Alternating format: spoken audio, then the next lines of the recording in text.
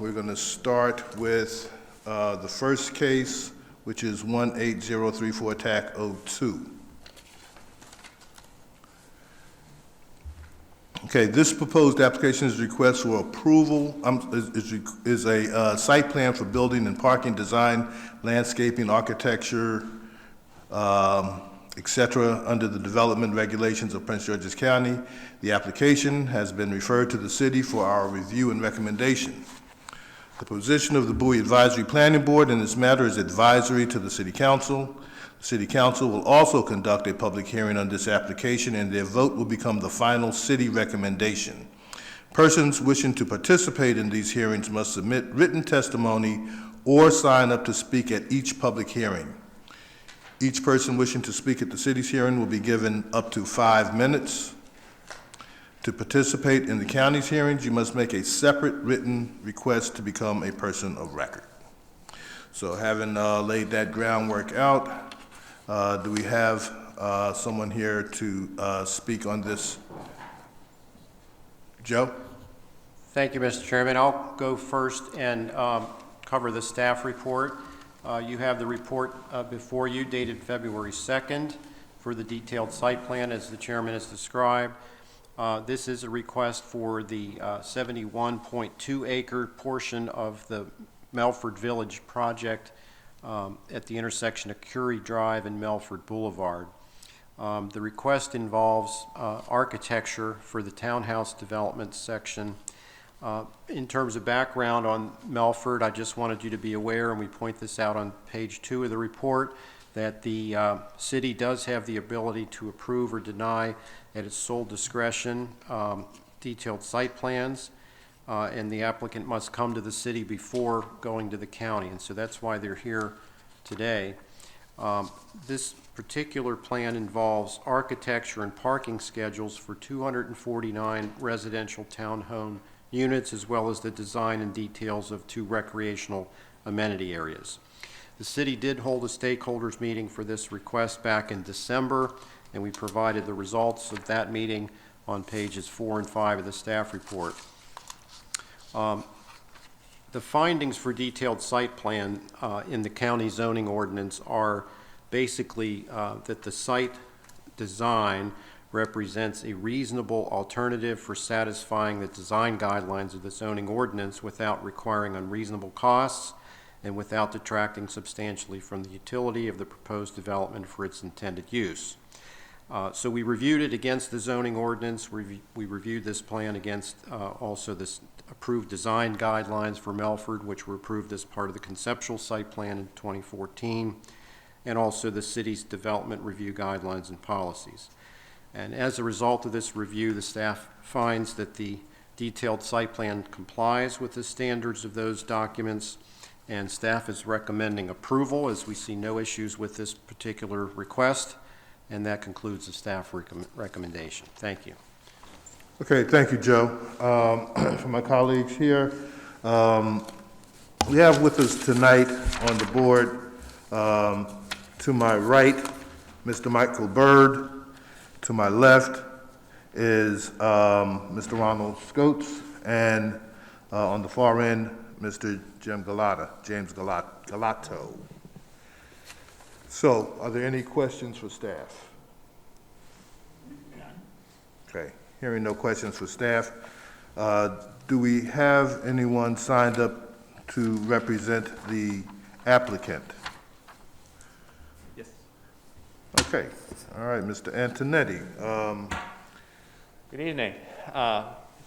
Is the appropriate protocol to keep the mask on or take I think it off? when you're at the mic, you can take it off. Okay, will do. Thank you for that. This is only my second in-person appearance in the last 2 years, so it's a pleasure to be before you gentlemen tonight on this application. Again, for the record, my name is Robert Antonetti with the law firm of Shipley & Horn. We're pleased to represent the applicant, St. John Properties, regarding this proposal tonight. We do have Mr. Andrew Roud here with me, regional partner with St. John Properties. He'll say a few words after I'm done as well. I would like to thank the planning director for his presentation and his thorough staff report. He does a fantastic job, as always, and very informative. And offers a lot of the detail, which is the premise of this application, which is a detailed site plan primarily for architecture. This architecture goes with the townhouses that were approved as part of the Melford Town Center, the overall mixed-use core of the larger Melford project. If I could, we have a brief slideshow here. Just going down slightly, going back in time slightly, this is the conceptual site plan that was approved by the county and the city, which shows the different use types for the Melford Town Center, which is really the hole in the donut of the Melford project. You're all very familiar with Melford over the years.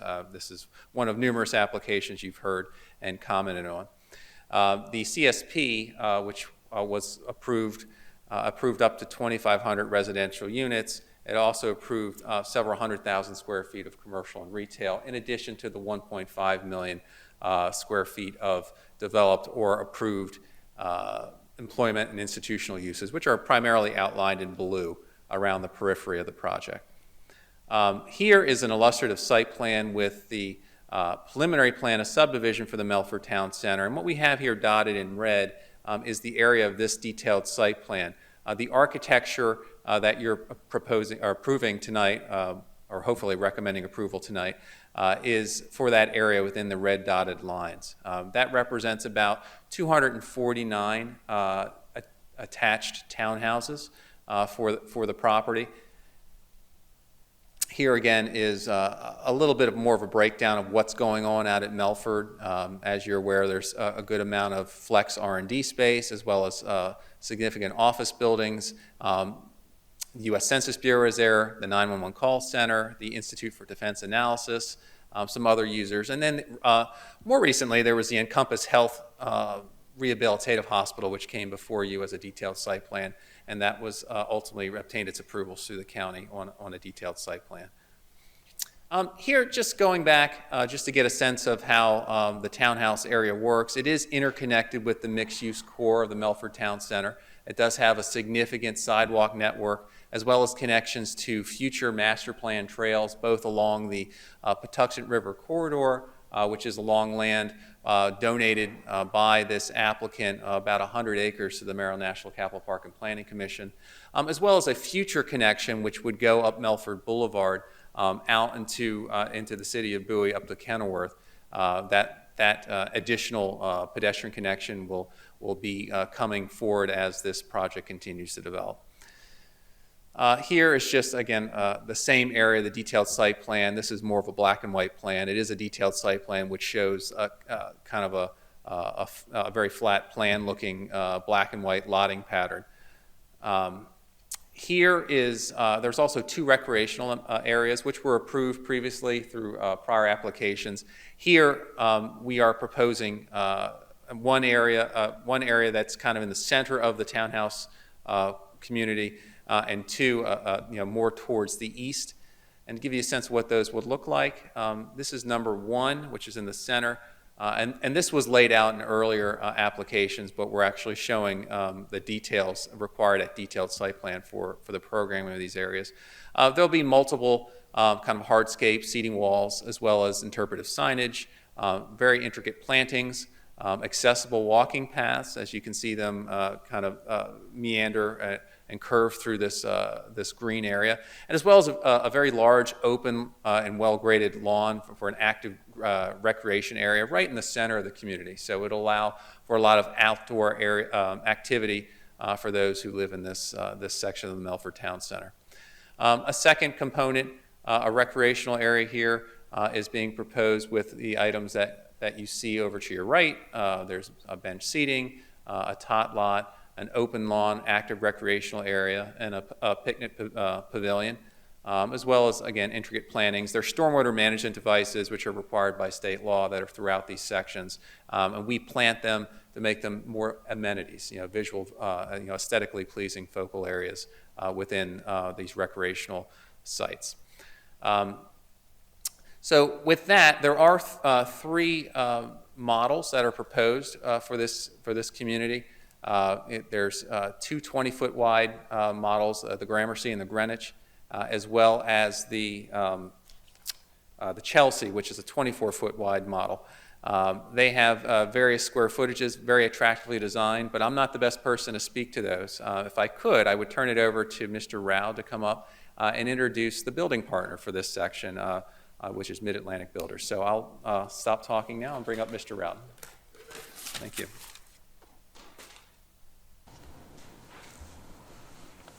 Good evening. Good evening, Mr. Rao. It's good to see you guys.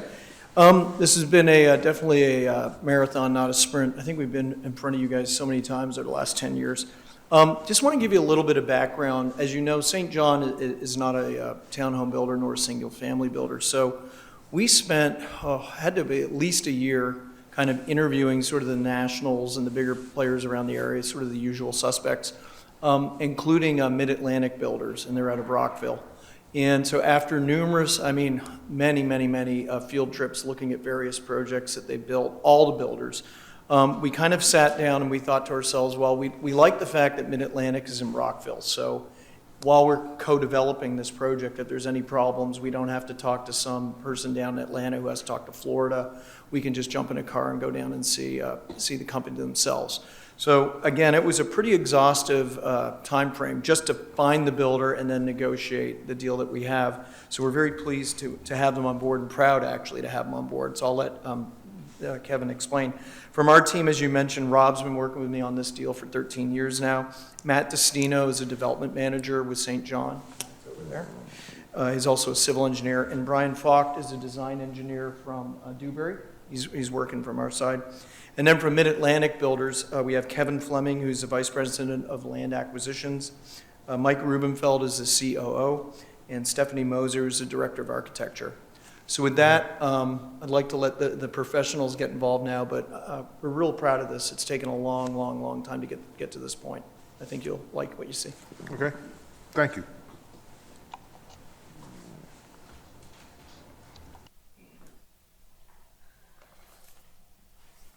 Go. Good evening, gentlemen. Like Rob said, it's nice to be here in person. It's been a while for all of us. Good to have you. Kevin Fleming with Mid-Atlantic Builders. A little background on Mid-Atlantic. We've been in business for 40 years. Most of that time, we've been here in the county. Most of the houses we've built have been built here, both in the city of Bowie and around the city of Bowie. So we built about 2,000 houses, probably over the last 45 or so years. We recently finished a project in Fairwood, and we're going to be the builder also in a new project in the city called South Lake on 301 here in the next year or so. So we are very excited about the opportunity to come to Melford. We've been following this project probably longer than they've been working on it. So when the opportunity presented itself, we were very excited about the opportunity to really design something brand new. The designs we're going to show you tonight, we've never built before. These are all unique designs specifically to Melford. We took the architecture inspiration from the existing buildings that are there in Melford. I think as you look at some of these buildings, you're going to see a little bit of the Tribute, which is the newest building that's been there. We took some cues from what the St. John's folks are going to be building in terms of the apartments and design. And we tried to kind of marry the very traditional look that's there today. We've also seen kind of a more contemporary look in architecture today. So we tried to blend the two things together to come up with kind of an architectural palette that is really kind of an opportunity to kind of reflect both styles. So as we mentioned, there are 3 floor plans, 3 homes that are proposed for Melford. There are 20-foot towns and 24-foot towns. We came to the conclusion early on that we wanted to have 3 homes. So we have the smallest home that we're going to offer is the Greenwich. It is a 20 by 40-foot townhouse. It's around 2,000 square feet. We'll also have a second home in the 20-foot vocabulary, which is the Gramercy, which is 20 by 50, which is about 2,500 square feet. And then, believe it, the picture, unfortunately, here is mislabeled. This is the Chelsea. This is the largest of the floor plans. This is 24 by 50, and it's about 2,800 square feet. By having this collection of 3 different square footages, we felt we could really offer the greatest variety of both product and size, and so we could meet a lot of price points, and we could also meet a lot of features. What we've learned over the recent past is as the opportunity for single-family detached housing is declining throughout the county, townhomes are now taking a larger percentage of the new home community market. And so we've designed some houses here that are a little smaller, but then at the same time are a lot larger, so we can accommodate bedrooms and bathrooms and lifestyles, if you will. So the theme of this architecture, as I mentioned, is a little kind of urban contemporary mixed with traditional. We have gone with a darker color elevation, so we have two styles of elevations. We're going to have a darker color elevation. We also have a traditional white elevation for the trim and all of the frieze boards, etc. We've also come up with a window pattern that we have really tried to flood these houses with light. One of the biggest comments that we get from most of our customers is, how do we make the house brighter? So we've tried to work very diligently on a window pattern that each of these houses is different. So we're doing our very best to have a combination of window placement that floods the house with light, but at the same time creates enough interest, if you will, in the overall appearance of the stick of townhouses. As I mentioned, the 20-foot series will have two houses in the program. One house will be 40 feet deep and one house will be 50 feet deep. We wanted to have that be seamless from a visibility standpoint and from a customer. So the elevations for both of those series are exactly the same. So whether the house is 20 by 40 or it's 20 by 50, it has the same elevation. And then let me go ahead here to, these are actually the smaller, I see that we've got the slide. These are the smaller, these are the 20-foot townhouses. Again, these are all going to have the exact same elevations, whether it's 20 by 40 or 20 by 50. Again, we took some clues from some of the designs that are out there in Melford. We've got the designs where we have the roof features with the reverse gables. We've done kind of high-quality materials. Most of these townhouses we have either with one level of brick, two levels of brick, or three levels of brick. We've also done hardy board or cement siding. There's no vinyl in this community also. So these are kind of new materials that we're working. We use them elsewhere in the region, but they're very new to us here in Prince George's County. So we're very excited to introduce this kind of fiber cement, this hardy siding. That will be both on the front elevations and on the rear elevations. We've attempted to work on the massing of these houses by having box windows and bay windows that protrude out from the front elevations.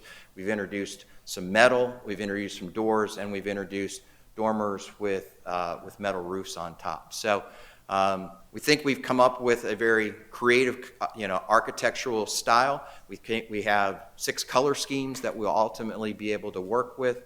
And then I guess lastly, we've tried to make sure we've incorporated really all the features into these houses. You don't see it here in the elevations, but inside these houses, we have indoor-outdoor space. We have done an enclosed terrace so that around the back of the house, that will be under roof and you'll be out of the elements, if you will. So we've tried to, COVID has caused all of us to we were doing this before COVID, but it's caused us to be even more creative about how to work with indoor and outdoor space. So while you don't see it here, on the backs of these houses, there's the opportunity for an enclosed terrace along the back. So, and then we've also created a vestibule. These front doors are a full light front door with a side light, and that's all undercover. So when you come to the front door, whether it's your guest or it's your delivery man, they're going to get out of the elements while they're there at the front door. So this is the style of the architecture we think is very appropriate considering the neighbors that we have at Melford and the style that we have. And we're very excited to get started with this. As I said, this will be a one-off design and look. We've not done this anywhere else, so we're very excited to bring something totally unique and different, if you will, to the city of Bowie.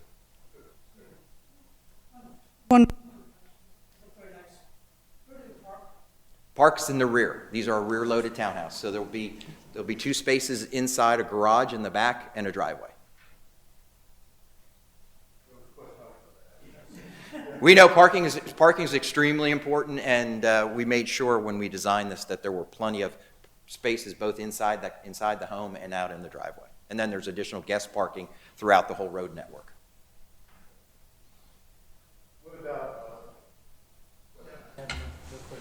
Mike? Questions?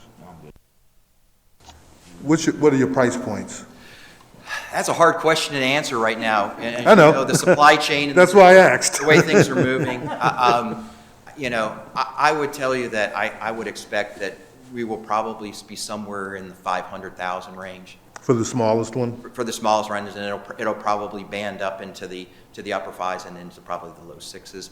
But, you know, I would. And that's for base pricing? As the base price, yeah. But as I said, you know, the hard part right now is where are lumber prices, where's anything today? It's things have moved for us over the last couple of years as we've been going through the planning. But I think that's where we're thinking, at least initially. Okay. You made a statement about I guess you've noticed in the market that there's a desire, that the desire for single-family detached houses is decreasing or declining, and a desire for more townhouses. Can you elaborate on that a little bit, please? So what I would say is, I think the desire for single-family detached is there, just the supply is not available. I mean, we've been building for 40-plus years here in the county, and I look out on the horizon where I can go and build a single-family detached, there's just very few opportunities left. And so we made a commitment years ago, and even when we were working early on here with the St. John's folks about how do we make these homes larger so that for those people who can't find a detached product that meets their needs, how can we replicate the size, the livability, the lifestyle, the rooms, the bedrooms in something in a larger format product? So these townhouses, for the most part, today I think if you look across the county, you're going to see a lot of 2,000, 2,200, 2,400 square foot towns. These are extremely large based on that. And we think it's going to really replace or become an alternative for that single-family detached buyer that has gone out in the market and for whatever reason, whether it's the price point or it's the lifestyle, it just doesn't meet where they want to be. And you know, this is an opportunity to end up. I mean, these houses are basically 3-bedroom, 3.5, 4 baths, depending upon how you configure. You could get an additional bedroom on the first floor if you wanted to configure it to a multi-generation suite where you could be in a situation where you might have family members moving back home, and you're taking care of an elderly parent or what have you. So. That's not a living area, is it? So when you come in on the first flight, come into the foyer. So we're going to have the opportunity for, you can have a large rec room down there. You could have a library den study down there and a rec room, or you could have a bedroom suite down there. So there's multiple ways to configure it depending upon what your lifestyle needs are. Okay. And how many steps to the next level? How many steps to the next? 13 plus or minus? 16. 16. 16. Not for us baby boomers. Well, you know, you never know. I agree with you. It's kind of the unfortunate of the product that there's the number of steps, but we've widened the steps. One of the things that we did in our market analysis, our steps are wider. So when you come up those hallways, it's going to be flooded with light. So it's going to feel better, even though you're making 16 steps. We try to make it feel a lot better as you come up. Okay. All right, thanks. Any other questions? Go ahead, Mike. What are your thoughts about as far as green space and energy conservation for your homes, as far as, you know, LEED or Yeah. So we've been very sensitive and very deliberate in the design of our houses. There's a HERS rating that's out there which we use to measure how efficient our houses are. I believe the industry standard is 80 for where most builders, if you build to the code, you'll end up at an 80. Our houses have HERS ratings down in the 40s. So we're doing spray foam insulation inside the houses. We're doing the LED bulbs inside the houses. We're doing high efficiency HVAC systems inside the houses. So we've really come a long way as a home builder and as an organization over the last couple of years, where, you know, our houses today are probably cost, you know, considerably less to heat and cool than they did multiple years ago. So we think that you know, based on our past design practices, we'll end up with similar efficiencies here with these houses, because we'll bring the same design techniques forward.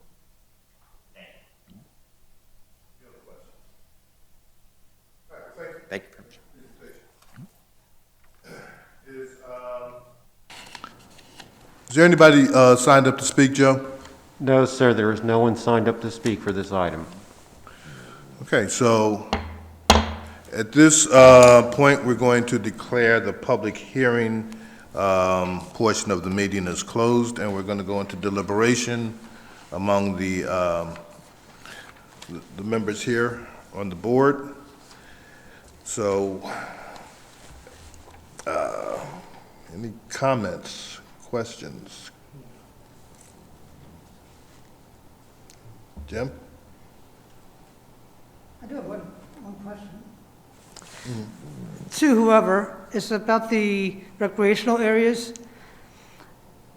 Are they going to be just for that community, or will people from, like, across the road, the Kenilworth area or wherever, be allowed to use those recreational areas as well?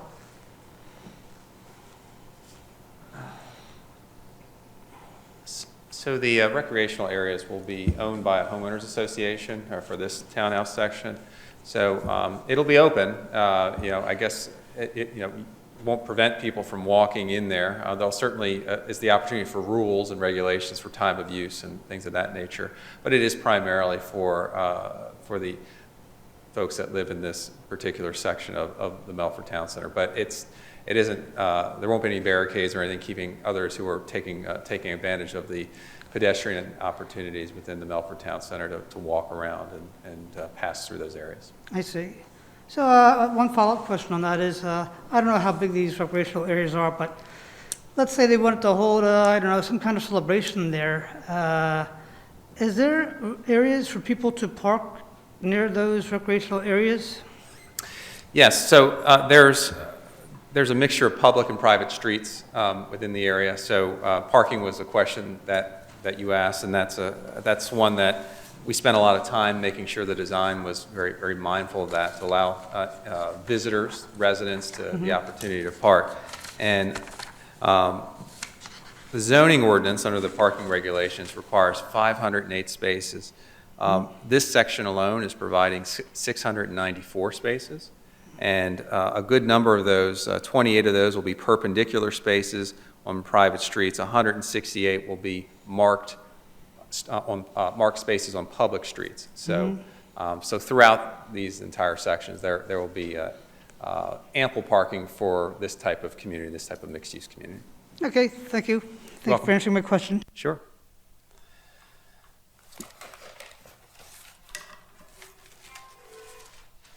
So I believe they are providing for workforce, your mix of housing, is it going, well, not, I don't want to say low income, but workforce housing? Is there a percentage of houses that will be available for moderate to low income? Within the Melford Town Center, yes. I think we're probably the first community within the city of Bowie to have an affordable dwelling unit agreement placed on this project. So it requires a certain percentage of the housing. It does exempt townhouses, so they're very difficult to price and size and obtain the density that's required in this project. To have them as low income, but there's ample opportunities through the multifamily offerings, which has been set forth and set aside pursuant to agreement with the city and their policies, which speak to affordable dwelling units. Okay, good. Anything else? Mike, you want to make a motion? All right, thank you. You're welcome. Thank you.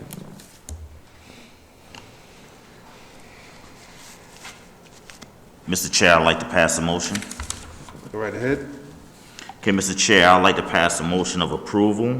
The approval of the detailed site plan DSP 18034 tag 02 as the applicant has successfully been approved for the conceptual site plan back in 2014 and has made the appropriate adjustments for satisfying any alternatives that have been brought before them as per the zoning ordinance. I recommend approval of the detailed site plan DSP 18034 tag 02. All right, thank you. So we have a motion for approval. Do we have a second? Mr. Chair, I second it. Okay, we have a second by Mr. Scotes. Are we ready for the question? All in favor of the approved, of the motion signify by saying aye. Aye. Nays have the Aye. same right? Aye. Okay. Motion carries. Thank you, gentlemen. Thank you.